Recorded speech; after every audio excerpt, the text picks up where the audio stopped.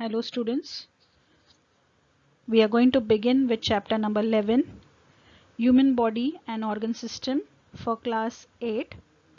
Subject is Science. This is part 1 of the video. This chapter is very important. There are many topics that are to be covered in this chapter. They are respiration, steps involved in the process of respiration, the structure and functions of the different organs of the respiratory system, mechanism of breathing, meaning of the term circulation, structure and functions of the heart, blood vessels and the different types of blood vessels, blood circulation. We'll study about blood as a fluid connective tissue, different blood groups, blood banks and blood pressure. In standard 7th, you have learnt that there are various life processes that take place in living organisms, and these life processes help us to sustain life. यानी ये जो life processes जो हमारे body में चलते रहते हैं ये हमें जिंदा रहने के लिए मदद करते हैं. So which are these life processes? They are respiration, movement, excretion, nutrition, growth, circulation, etc. So, the basic functions which are performed by living organisms to sustain life or to maintain their life are called as life processes. Specific organs carry out specific processes. But if we consider a group of organs which work together to perform a specific function, then we call it as an organ system. For example, if we consider a group of organs such as the mouth, the esophagus, the stomach, the small intestine, the large intestine and the anus, along with some glands like the salivary glands, the liver, the gallbladder and the pancreas, then what we get is an organ system. And what is the name of that organ system? It is called as the digestive system. So we have various organ systems in our body which work in perfect coordination with each other. And these organ systems are the digestive system, the respiratory system, circulatory system, nervous system, excretory system, muscular system and the reproductive system. Let us take up some activity based questions which are given in the textbook. The first question is, from what are the organs and organ systems made of? We know that human body is made up of trillions of cells. When cells combine together, a tissue is formed. When tissues combine together, an organ is formed. And when organs combine together, an organ system is formed. So what are organs and organ systems made up of? Organs are made up of tissues and organ systems are made up of different organs. Which organ systems are present in human body? The digestive system, respiratory system, circulatory system, nervous system, excretory system, muscular system and the reproductive system are the systems present in human body. Which life processes occur continuously in our body? See, the digestive system helps in digestion process. The respiratory system helps in the process of respiration. The circulatory system helps in transportation of substances to the different parts of the body. The nervous system helps in control and coordination. The excretory system helps in removal of waste products from the body.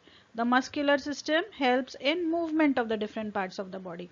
And the reproductive system helps in producing life. So, all the life processes take place continuously in our body. except for the process of reproduction, which is not a continuous process, and the process of reproduction is not important for us to sustain life. यानी जिंदा रहने के लिए reproduction ज़रूरी नहीं है, but reproduction के अलावा digestion, respiration, circulation, control and coordination, excretion, movement, all these life processes are continuously taking place in our body. Which life processes occur in our body during sound sleep? Almost all the significant life processes, all the important life processes occur in our body during sound sleep. Children, when we eat the food gets completely digested and absorbed into the bloodstream. So this food, which is completely digested and absorbed in the bloodstream, is carried by the blood to all the cells and tissues. So this is the food which is in the simple form called as glucose, C6H12O6, which is carried by the blood to all the cells and tissues. So all cells and tissues have these molecules of simple sugar called as the glucose. During respiration, oxygen is carried by the blood to all the cells and tissues. So we know the formula of oxygen, O2. So the cells also contain oxygen.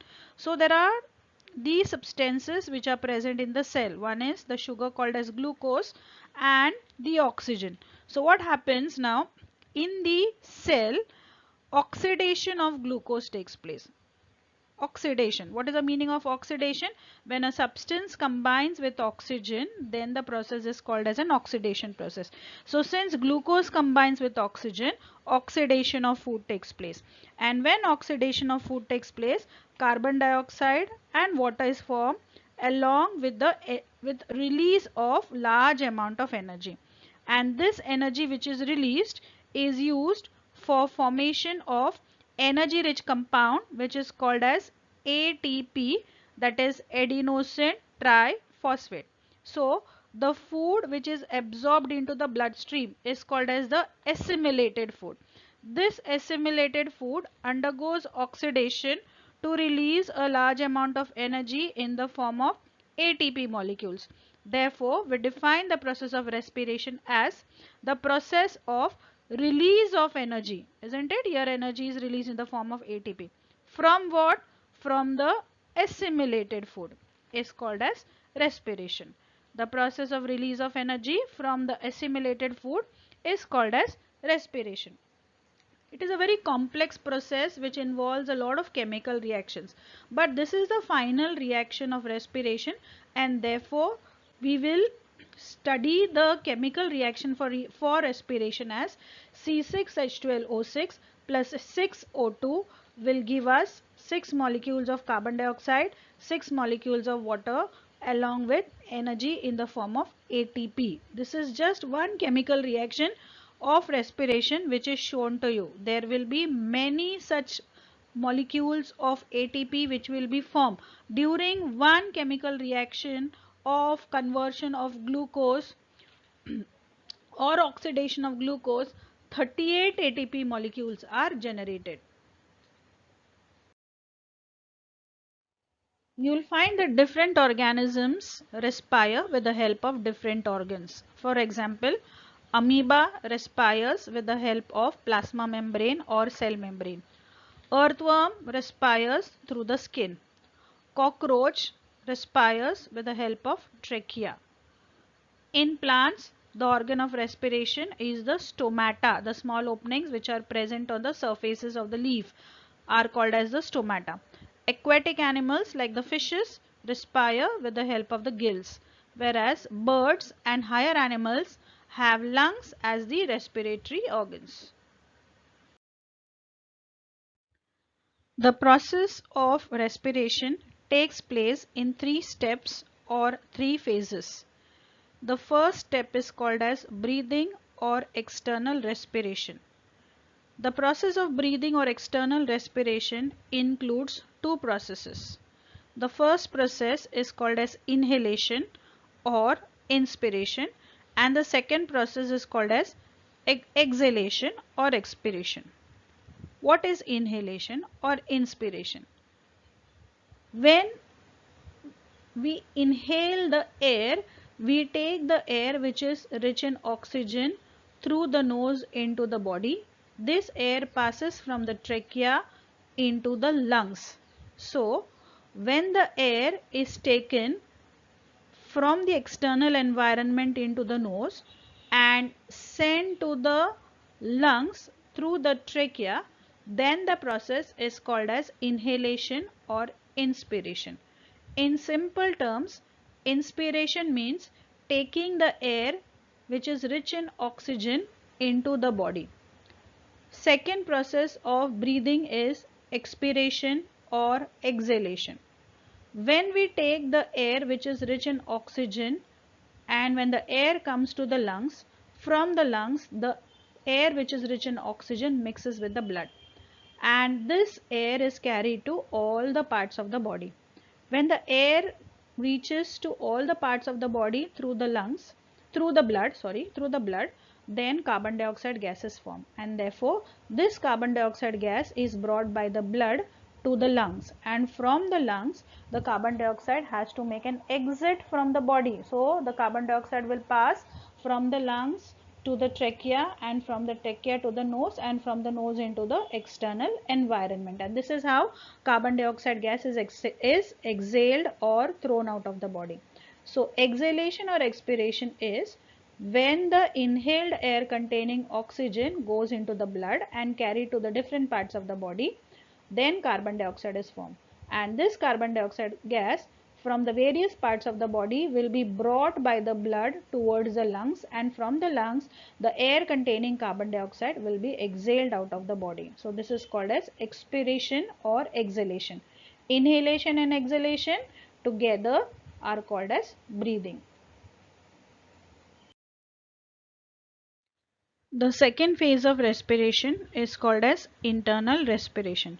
In internal respiration, exchange of gases take place between the cell and the tissue fluid. So here these are the different cells and the space which is present between the blood capillaries, or you can say the blood vessel, and the tissue is called as a tissue fluid. So here this space is called as a tissue fluid.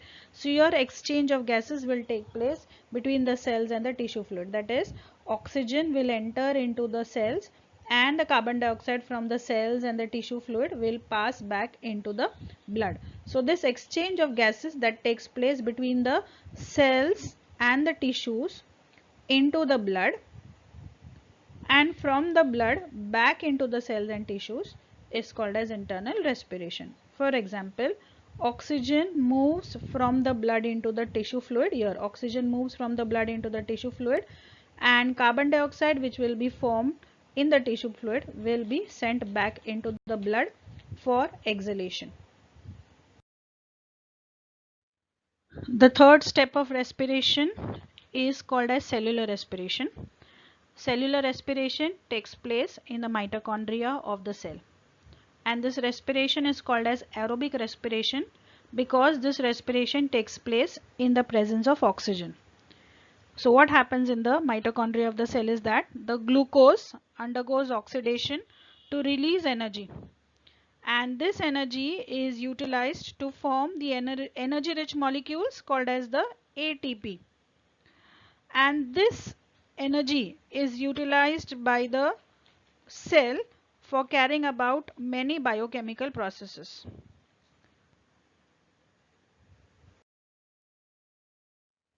Cellular respiration involves many chemical reactions, but we can sum up the reaction with a single reaction, which is glucose undergoes oxidation to form carbon dioxide, water plus energy in the form of ATP. And as I have already mentioned, when one sugar molecule undergoes oxidation, 38 ATP molecules are formed. So this process of respiration takes place in cells of all the living organisms.